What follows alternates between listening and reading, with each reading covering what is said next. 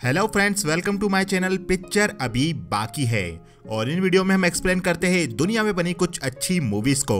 तो वीडियो शुरू करने से पहले यदि आपको हमारे चैनल के वीडियो पसंद आते हैं तो हमारे चैनल को सब्सक्राइब कीजिए और बेल आइकन पर क्लिक जरूर कीजिए ताकि हमारा ये चैनल ग्रो करे और हम आपके लिए ज्यादा से ज्यादा वीडियो ला पाए। और वीडियो को लाइक जरूर करें। यदि आपको हमारा ये वीडियो पसंद आता है तो कमेंट सेक्शन में यस टाइप कीजिए और यदि आपको हमारा ये वीडियो पसंद नहीं आता है तो कमेंट सेक्शन में नो टाइप कीजिए। हम आपके सारे कमेंट पढ़ते हैं और उनका जवाब भी देते हैं, तो कमेंट जरूर कीजिए। तो दोस्तों, आज की हमारी मूवी है वर्टिगो और मूवी की शुरुआत में हम देखते हैं एक पुलिस वाला और एक डिटेक्टिव जिसका नाम जॉन स्कॉटी है। ये दोनों एक आदमी का पीछा कर रहे हैं। पीछा करते समय जॉन का पांव फिसल जाता है और वो बिल्डिंग से लटक जाता है।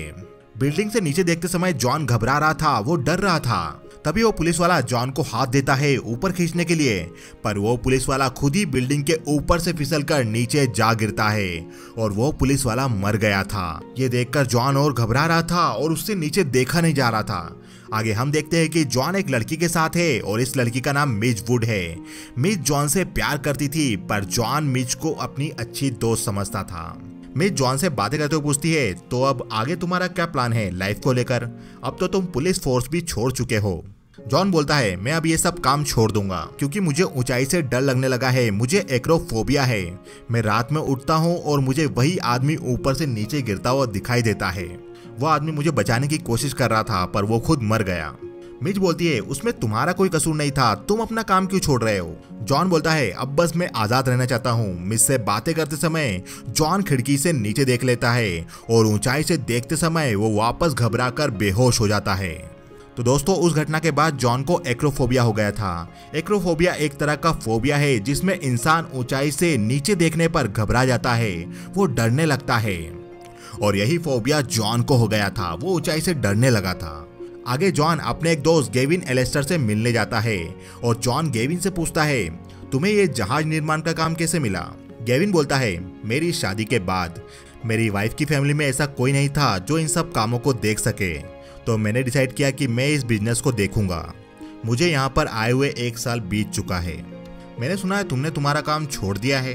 जॉन बोलता है, हाँ, मुझे ऊंचाई से डर लगने लगा था। तुम ये बताओ कि तुमने मुझे यहाँ पर क्यों बुलाया है? गेविन बोलता है, तुमने अपना काम छोड़ दिया है पर मैं चाहता हूँ तुम मेरे लिए काम करो। तुम मेरी वाइफ का पीछा करो मेरे लिए। पर यहाँ पर वैसा कुछ नहीं है। मेरी शादीशुदा लाइफ बहुत अच्छी चल रही है पर मुझे डर लग रहा है किसी मरे हुए से। मुझे लगता है किसी मरे हुए ने मेरी पत्नी के शरीर पर काबू कर लिया है और उसने उस पर अपना अधिकार जमा लिया है। इस बारे में तुम्हारा क्या कहना है? जॉन बोलता है, मुझे ये लगता है कि तुम्हें अपनी पत्नी का किसी दिमाग के डॉक्टर के पास जाकर इलाज कराना चाहिए और हो सके तो तुम्हें अपना भी इलाज करवा लेना चाहिए। गेविन बोलता है, तुम्हें लग रहा होगा कि मैं कहानी बना रहा हूँ पर मैं कहानी नहीं बना रहा हूँ। मेरी पत्नी मुझसे बात कर रही होती है और वो अचानक बोलना बंद कर देती है। वो चुप हो जाती है। वो कहीं और खोई हुई रहती है। वो भटकती रहती है, पता नहीं कहाँ जाती है। एक दिन मैंने उसका पीछा भी किया और मुझे ऐसा लगा कि वो अलग तरीके से चल रही थी। उसने अपनी कार उठाई और गोल्डन गेट पार्क में चली गई और झील के पास लंबे समय तक बिना हिले हुए वो खड़ी रही। शाम को मैंने उससे पूछा कि उसने पूरे दिन क्या किया, तो उसने मुझे बताया कि वो गोल्डन गेट पार्क में गई थी और वो झील के पास खड़ी रही। मैं जानना चाहता हूँ जॉन, वो ऐसा क्यों करती है और वो कहाँ जाती है? और उसके बाद मैं डॉक्टर से इस बारे में सलाह लूंगा। जॉन, मुझे तुम्हारी जरूरत है। मुझे कोई ऐसा चाहिए जिसे मैं अपना दोस्त कह सकूं, जिस पर मैं विश्वास कर सकूं। जॉन बोलता है, ठीक है, मैं उस पर नजर रखूंगा। अगले दिन जॉन गेविन की वाइफ मेडेलिन पर उसके घर से ही नजर रखने लगता है। जहां जहां मेडेलिन गाड़ी से जा रही थी जॉन भी गाड़ी से उसका पीछा करने लगता है। कार चलाते हुए मेडेलिन एक जगह पर रुकती है और वो एक शॉप के अंदर जाती है। ये एक तरह की फ्लावर शॉप थी। मेडेलिन वहां से फ्लावर लेती है। उस फ्लावर के बुके को लेकर मेडेलिन एक चर्च में जाती है और जॉन भी वहां पहुंच चुका था। चर्च के ही एक दरवाजे से निकलकर मेडेलिन पास ही में बने एक कब्रिस्तान में जाकर एक कब्र के सामने प्रार्थना करने लगती है और कुछ समय बाद मेडेलिन वहां से निकल जाती है। जॉन भी मेडेलिन का पीछा कर रहा था तो जॉन उस कब्र के पास जाता है जहां पर मेडेलिन प्रार्थना कर रही थी। जॉन उस कब्र के स्टोन पर लिखे नाम को नोट करता है और उस स्टोन पर कार्लोटा वाल्डिश नाम लिखा था। मैडेलिन वहां से निकल गई थी तो जॉन भी उसका पीछा करने लगा था। वहां से मैडेलिन एक म्यूजियम में जाती है और म्यूजियम में जाकर मैडेलिन एक पेंटिंग के सामने जाकर बैठ गई थी। जॉन उस पेंटिंग को देखता है तो ये पेंटिंग एक लेडी की थी और इस पेंटिंग वाली लेडी के हाथ में वैसा ही फ्लावर बुके था जैसा मैडेलिन फ्लावर शॉप से अपने साथ लेकर आई थी। जॉन उस पेंटिंग की हेयर स्टाइल देखता है तो ये वैसी हेयर स्टाइल थी जैसी हेयर स्टाइल मैडेलिन ने बना रखी थी। जॉन को ये बात बहुत अजीब लगती है और जॉन म्यूजियम में ही काम करने वाले आदमी को बुलाकर पूछता है, ये जो लेडी वहां पर बैठकर पेंटिंग देख रही है वो किसकी पेंटिंग है। वो आदमी बोलता है ये कार्लोटा की पेंटिंग है, उसकी जानकारी आपको इस कैटलॉग में मिल जाएगी। और वो आदमी जॉन को एक कैटलॉग देकर वहां से चला जाता है। मैडेलिन बहुत देर तक उस पेंटिंग के सामने बैठी रहती है और मैडेलिन म्यूजियम से निकलकर एक होटल में चली जाती है। होटल रूम में जाकर मैडेलिन खिड़की का पर्दा ओपन करती है और जॉन ये सब नीचे से देख रहा था। जॉन उस होटल में जाता है और रिसेप्शन पर खड़ी लेडी से जॉन पूछता है, क्या आप मुझे बताएंगे इस कॉर्नर वाले रूम में कौन ठहरता है। रिसेप्शन पर खड़ी लेडी बोलती है, हम आपको ये सारी जानकारी नहीं दे सकते। जॉन उस लेडी को अपना कार्ड दिखाता है और कार्ड देखकर वो लेडी बोलती है, यहाँ पर मिसेस कार्लोटा ठहरती है। जॉन पूछता है वो कितने समय से इस रूम में रुक रही है। वो लेडी बोलती है वो तकरीबन 2 हफ्तों से यहाँ पर रुक रही है। वो बस यहाँ पर आती है हफ्ते में 2 या 3 बार और वो बस रूम में आकर बैठती है। जॉन बोलता है अगर वो नीचे आए तो उन्हें बताना मत कि कोई उनके बारे में पूछ रहा था। वो लेडी बोलती है पर वो तो यहाँ पर आई नहीं। जॉन बोलता है मैंने अभी उन्हें 5 मिनट पहले इस होटल में आते हुए देखा है और मैंने उन्हें ऊपर भी देखा है। वो लेडी बोलती है मैं यहीं पर थी और वो आज यहाँ पर नहीं आई। ये देखिए यहाँ पर रूम की चाबी भी है। जॉन और वो लेडी रूम में जाकर देखते हैं तो उस रूम में कोई नहीं था। जॉन खिड़की से नीचे देखता है तो मैडेलिन की गाड़ी भी वहां पर नहीं थी। जॉन वापस मैडेलिन के घर पर जाकर देखता है तो मैडेलिन के घर के बाहर उसकी कार खड़ी थी। जॉन अपने घर पर आता है और अपनी दोस्त मिच से पूछता है, मिच क्या तुम किसी ऐसे आदमी या किसी ऐसी अथॉरिटी के बारे में बता सकती हो जो हमें सैन फ्रांसिस्को की हिस्ट्री बता सके। मिच बोलती है पॉप लिबेल सैन फ्रांसिस्को की हिस्ट्री बता सकते हैं, वो एक बुक शॉप संभालते हैं। जॉन और मिच पॉप से मिलते हैं और जॉन पॉप से कार्लोटा वाल्डिश के बारे में पूछता है। पॉप बोलता है हाँ मैं कार्लोटा को जानता हूँ, वो बहुत खूबसूरत थी और वो बहुत दुखी भी थी। वो एक छोटे शहर से आई थी और उसे एक पावरफुल आदमी के साथ डांस करते हुए और गाते हुए देखा गया था। उस आदमी ने कार्लोटा के लिए एक शानदार घर बनवाया और कार्लोटा की बच्ची भी थी। उस आदमी ने बच्ची को अपने पास रख लिया और उसने कार्लोटा को बाहर निकाल दिया। फिर कार्लोटा दुखी रहने लगी और वो उस बड़े से घर में अकेली रहने लगी। वो रास्तों पर अकेली भटकने लगी और वो पागल हो चुकी थी। रास्ते पर भटकते हुए सभी लोगों से पूछने लगी मेरी बच्ची कहाँ है, मेरी बच्ची कहाँ है। और फिर एक दिन उसने आत्महत्या कर ली। जॉन पॉप से जानकारी लेकर वहां से निकल जाता है और वो अपने दोस्त गेविन से मिलता है। जॉन गेविन को म्यूजियम से लाया हुआ कैटलॉग दिखाता है और जॉन गेविन को कार्लोटा वाल्डिश के बारे में भी बताता है। गेविन जॉन को बताता है कार्लोटा मैडेलिन की परदादी थी और जिस होटल में मैडेलिन जाती है वो कभी वाल्डिश हाउस हुआ करता था। जॉन बोलता है तो इस तरीके से तो हर कोई अपने बीते हुए कल से जुड़ा होता है। गेविन बोलता है पर मैडेलिन को कार्लोटा वाल्डिश के बारे में कुछ नहीं पता। जॉन बोलता है तो क्या वो उस कब्र के बारे में कुछ नहीं जानती, वो उस पेंटिंग के बारे में और वो उस घर के बारे में कुछ नहीं जानती। गेविन बोलता है नहीं। जॉन बोलता है तो वो इन सब जगहों पर क्यों जाती है और तुम्हें ये सब किसने बताया। गेविन बोलता है अब वो मेरी पहले वाली वाइफ नहीं रही और मुझे मैडेलिन की माँ ने मरने से पहले ये सब बताया था, पर उन्होंने मैडेलिन को कभी कुछ नहीं बताया ताकि उस पर पुरानी बातें असर नहीं करें। इसलिए उन्होंने मैडेलिन को कभी कार्लोटा के बारे में भी नहीं बताया। तो दोस्तों अब तक की मूवी को देखकर हम समझ पाते हैं कि मैडेलिन को पता ही नहीं था कि कार्लोटा उसकी परदादी थी।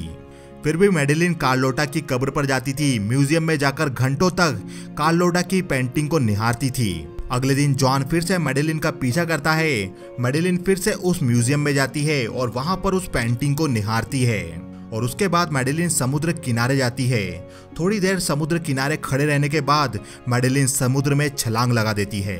जॉन भी पानी में कूदकर मैडेलिन की जान बचाता है और अब मैडेलिन बेहोश हो चुकी थी। जॉन मैडेलिन को अपने घर ले आता है और मैडेलिन वहां पर बेहोश थी।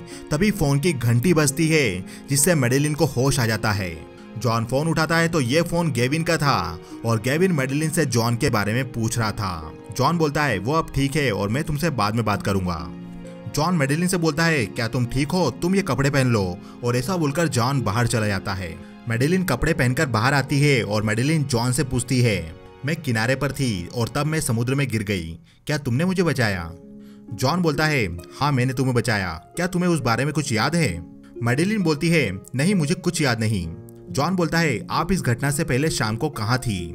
मैडेलिन बोलती है, मैं डाउनटाउन में शॉपिंग कर रही थी। जॉन को ये थोड़ा अजीब लगता है क्योंकि मैडेलिन समुद्र किनारे जाने से पहले म्यूजियम में गई थी और वो शॉपिंग करने भी नहीं गई थी। तभी फोन बजने लगता है। जॉन फोन उठाने रूम में जाता है तो ये फोन गेविन का था। गेविन जॉन से मैडेलिन के बारे में पूछता है। जॉन गेविन को बताता है मैडेलिन समुद्र में कूद गई थी पर अब वो ठीक है, पर अब वो उस बारे में कुछ नहीं जानती, वहां पर क्या हुआ था और उससे पहले वो कहाँ गई थी। गेविन बोलता है, जॉन मैडेलिन 26 साल की है और जब कार्लोटा 26 साल की थी तब उसने आत्महत्या कर ली थी। तभी जॉन को कुछ आवाज आती है। जॉन बाहर जाकर देखता है तो अब मैडेलिन उसके घर से जा चुकी थी। अगले दिन जॉन वापस मैडेलिन के घर से मैडेलिन की कार का पीछा करने लगता है तो मैडेलिन अपनी कार लेकर जॉन के ही घर जाती है और वो एक लेटर को जॉन के घर के बाहर लेटर बॉक्स में डाल देती है। जॉन भी वहां पहुंच गया था और वो मैडेलिन से बात करने लगता है और वो पूछता है, तुम अचानक कल कहाँ चली गई थी, सब ठीक तो है? मैडेलिन बोलती है, हाँ मैं ठीक हूँ, आप अच्छे आदमी हो, इसलिए मैंने आपके लिए थैंक यू नोट लिखा था। मैडेलिन जाने लगती है तो जॉन मैडेलिन से पूछता है, तुम अब कहाँ जा रही हो? मैडेलिन बोलती है, मुझे नहीं पता, मैं बस इधर उधर घूमूंगी। जॉन बोलता है, क्या मैं भी तुम्हारे साथ चल सकता हूँ? मैडेलिन बोलती है, हाँ ठीक है। मैडेलिन और जॉन एक जगह पर जाते हैं और यहाँ पर बहुत बड़े बड़े पेड़ थे, जो पेड़ बहुत पुराने थे और यहाँ पर आकर मैडेलिन पैदा होना मरने जैसी अजीब बातें कर रही थी। जॉन मैडेलिन से बोलता है, मैडेलिन तुम क्या सोच रही हो और तुम उस समुद्र में क्यों कूदी थी? मैडेलिन बोलती है, मैं नहीं कूदी थी, उस समुद्र में मैं गिर गई थी, मुझसे और सवाल मत पूछो, प्लीज मुझे कहीं और ले चलो। जॉन मैडेलिन को समुद्र के किनारे ले आता है और वहाँ पर मैडेलिन बोलती है, मुझे ऐसा लगता है कि मैं किसी रास्ते पर अकेली जा रही हूँ और आगे अंधेरा है और अंधेरे में जाने के बाद मैं मर जाती हूँ। मैं किसी कब्र के सामने बैठी होती हूँ और वो कब्र मेरी ही थी और मुझे एक जगह दिखाई देती है जो शायद स्पेन में है। शायद ये मेरा सपना है या मैं पागल हो रही हूँ। मैं पागल नहीं हूँ जॉन, मैं पागल नहीं हूँ। जॉन मैडेलिन को गले लगाता है और जॉन बोलता है, मैं तुम्हारे साथ हूँ मैडेलिन। अगले दिन जॉन अकेला था तब मैडेलिन जॉन के घर में आती है और मैडेलिन जॉन से बोलती है, जॉन मैंने वो सपना वापस देखा और इस बार मुझे सब साफ साफ दिखाई दे रहा था। जॉन मैडेलिन से उसके सपने के बारे में पूछता है तो मैडेलिन जॉन को बताती है, मैंने सपने में एक पुराना स्पेनिश गांव देखा जो कि हरा भरा है और मैंने यहाँ पर एक स्पेनिश चर्च भी देखा जो कि सफेद रंग का था। सपने में आगे मुझे एक लकड़ी का घर भी दिखाई दिया जो कि ग्रे रंग का था। उस घर में बालकनी भी थी और उसका एक छोटा सा गार्डन भी था। जॉन बोलता है, वहाँ पर एक लकड़ी का होटल भी है जैसा पुराने जमाने में हुआ करता था और वहाँ पर एक सलून भी है जिसकी सीलिंग नीचे है और वहाँ पर एक ऑयल लैंप लटका हुआ है। मैडेलिन बोलती है, हाँ बिल्कुल ऐसा ही, पर तुम्हें ये सब कैसे पता? जॉन बोलता है, क्योंकि ये सब असली है, ये कोई सपना नहीं है मैडेलिन। आगे जॉन मैडेलिन को उस जगह पर ले आता है जिसके सपने मैडेलिन को आ रहे थे और मैडेलिन देखती है तो ये जगह वैसी ही थी जैसा वो सपने में देखा करती थी। मैडेलिन डरी हुई थी तो जॉन मैडेलिन को अपने गले लगाता है और उसे किस करने लगता है और जॉन मैडेलिन को आई लव यू भी बोलता है। मैडेलिन बोलती है, अब बहुत देर हो चुकी है, ये सही नहीं है और मैडेलिन ऐसा बोलकर वहां से भागने लगती है। भागकर मैडेलिन वहीं बने चर्च में जाने लगती है और चर्च को देखकर जॉन समझ जाता है कि शायद मैडेलिन चर्च के ऊपर जाकर वहां से आत्महत्या करने वाली है। जॉन भी मैडेलिन का पीछा करता है तो मैडेलिन सीढ़ियों से भागते हुए ऊपर जा रही थी। जॉन भी ऊपर जाने लगता है तो ऊपर से नीचे देखने पर जॉन डरने लगता है, वो घबराने लगता है और वो और ज्यादा ऊपर नहीं जा पाता। तभी मैडेलिन ऊपर जाकर ऊपर से नीचे कूद जाती है और जॉन मैडेलिन को ऊपर से नीचे गिरते हुए देखता है। जॉन ऊपर से नीचे देखता है तो मैडेलिन अब मर चुकी थी और ऊंचाई से देखने के कारण जॉन भी घबराया हुआ था, वो डर रहा था। चर्च के लोग मरी हुई मैडेलिन के पास आते हैं और जॉन धीरे धीरे टावर से नीचे उतर जाता है। अब मूवी में हमें अगला सीन बताया जाता है जब मैडेलिन के केस की जज के सामने सुनवाई हो रही थी और जज केस की कुछ महत्वपूर्ण बातें ज्यूरी के सामने रख रहे थे। जज बोलता है, मिस्टर गेविन की वाइफ मैडेलिन का दिमागी संतुलन ठीक नहीं था, इसलिए मिस्टर गेविन ने मैडेलिन का ख्याल रखने के लिए मैडेलिन का पीछा करने के लिए डिटेक्टिव जॉन को लगाया था। जॉन ने एक बार मैडेलिन की जान बचाई थी जब मैडेलिन ने समुद्र में छलांग लगाई थी, पर दूसरी बार जब मैडेलिन चर्च के ऊपर से कूदने गई थी तब जॉन ने मैडेलिन की जान बचाने की कोशिश की थी। पर जॉन को एक्रोफोबिया है और वो ऊंचाई देखकर घबरा जाते हैं, वो डर जाते हैं, इसलिए वो चर्च के ऊपर तक नहीं पहुंच सके और वो मैडेलिन को बचा नहीं पाए। और इनकी आंखों के सामने ही मैडेलिन ने चर्च के ऊपर से छलांग लगा दी और आत्महत्या कर ली। पर यहाँ पर जॉन का बर्ताव थोड़ा अजीब था। उन्होंने मैडेलिन को चर्च के ऊपर से आत्महत्या करते हुए देखा, पर वो मैडेलिन की डेड बॉडी के पास नहीं गए। उन्होंने मैडेलिन की डेड बॉडी को नहीं देखा, ये वहां से चले गए थे। और इसके बाद जज जूरी को अपना फैसला सुनाने के लिए बोलते हैं। जूरी जज को अपना फैसला लिख कर देती है, जिसमें मैडेलिन की मौत को आत्महत्या करार दिया जाता है और जूरी जॉन को बेकसूर होने पर रिहा करने का आदेश देती है। सबके जाने के बाद गेविन जॉन के पास आता है और गेविन जॉन से बोलता है, सॉरी जॉन, जज का बर्ताव कुछ ठीक नहीं था, ये सब मेरे कारण हुआ। मैंने तुम्हें इन सब में इन्वॉल्व किया। जॉन, अब मैं इस शहर में नहीं रह सकता। मैं अपना सारा बिजनेस समेटकर हमेशा के लिए यूरोप जा रहा हूँ और मैं कभी वापस नहीं आऊँगा। और ऐसा बोलकर गेविन वहाँ से चला जाता है। जॉन मैडेलिन की कब्र पर जाता है और अब जॉन को रात में मैडेलिन के सपने आने लगे थे। अब जॉन उन सब जगह पर जा रहा था जहाँ पर मैडेलिन जाया करती थी। जॉन फ्लावर शॉप पर जाकर वैसा फ्लावर बुके भी देखता है जैसा मैडेलिन खरीदा करती थी। तभी जॉन को वहाँ पर एक लेडी नजर आती है। देखने से इस लेडी की शक्ल मैडेलिन से मिलती जुलती थी। जॉन उस लेडी का पीछा करता है तो ये लेडी एक होटल में चली जाती है और वो लेडी रूम में जाकर खिड़की का पर्दा खोलती है। जॉन ये सब नीचे से देख रहा था। जॉन भी उस होटल रूम में जाकर उस रूम का दरवाजा खटखटाता है और रूम में से वही लेडी बाहर निकलती है जिसे जॉन ने देखा था। जॉन उस लेडी से बोलता है, क्या मैं आपसे कुछ क्वेश्चन कर सकता हूँ? वो लेडी बोलती है, मैं देख रही हूँ आप काफी समय से मेरा पीछा कर रहे थे और अब आप रूम में भी आ गए। और ऐसा बोलकर वो लेडी दरवाजा बंद करने लगती है। जॉन उस लेडी से बोलता है, बस मैं आपसे कुछ बात करना चाहता हूँ क्योंकि आपको देखकर मुझे किसी की याद आने लगती है। वो लेडी बोलती है, पूछो तुम्हें क्या पूछना है। जॉन पूछता है, आपका नाम क्या है? वो लेडी बोलती है, मेरा नाम जूडी बार्टन है। जॉन पूछता है, आप यहाँ पर कब से रह रही हो? वो लेडी बोलती है, मैं पिछले 3 साल से यहाँ पर रह रही हूँ और उससे पहले मैं सलाइन कैंसर में रहा करती थी। क्या तुम्हें इसका कोई प्रूफ चाहिए? और ऐसा बोलकर वो लेडी जॉन को उसका ड्राइविंग लाइसेंस दिखाती है। जूडी की बातें सुनकर और उसका ड्राइविंग लाइसेंस देखकर जॉन को जूडी पर थोड़ा भी शक नहीं होता। जूडी जॉन से पूछती है, क्या तुम जिसे ढूंढ रहे हो वो अब इस दुनिया में नहीं है? जॉन बोलता है, हाँ। और इसके बाद जूडी जॉन को सॉरी बोलकर जॉन को अपनी फैमिली फोटो भी दिखाती है। जॉन वहां से जाने लगता है और जाने से पहले जॉन जूडी से डिनर के लिए पूछता है और जूडी हाँ कर देती है। जॉन वहां से चला जाता है और जॉन के जाने के बाद जूडी कुछ परेशान नजर आती है और जूडी उस घटना को याद करने लगती है जब वो मैडेलिन थी और वो चर्च के ऊपर गई थी और जॉन उसका पीछा कर रहा था।